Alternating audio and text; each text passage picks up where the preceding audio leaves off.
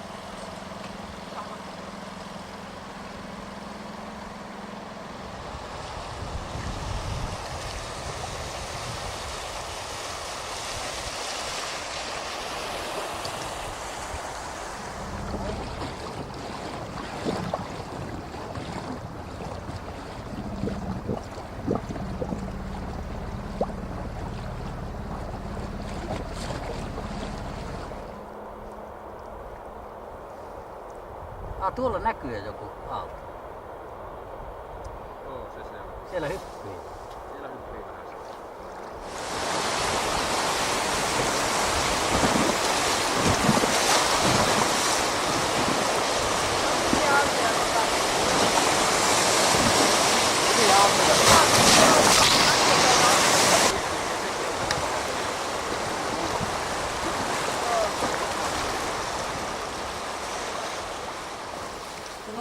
Joen moniluonteisuus, moni-ilmeisyys, joka sitten antaa toisaalta tekee mahdottomaksi jotain semmoisia niin kuin yhdenlaisia toteutuksia, että vain pelkästään jollakin vesineitsyöllä voitaisiin hurhauttaa ylhäältä alas. Niin mulla oli ajatus, että siinä ei olisi niin paljon koskia, että semmoinen tuli, että rakennelmaa ei voi niin kuljettaa niin läpi kaiken. Niin ainakaan semmoista Niin, Trojan helenamaista niin, vedenneitsyttä, monta metriä laajaa, pitkää, korkeaa, mitä ajateltiin silloin. Jos sitä ajatteleekin just tästä näkökulmasta, että se olisi monenlaisten prosessien ja erilaisten taiteilijoiden niin kuin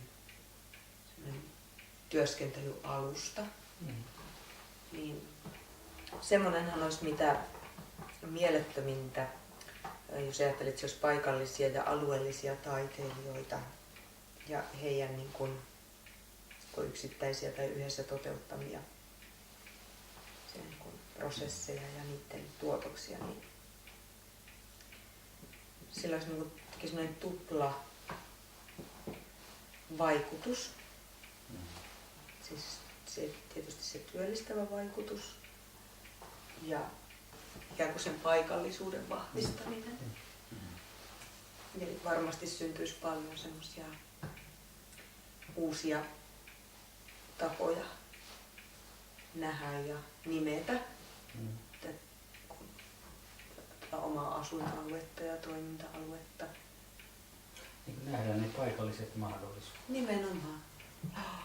Justiinsa.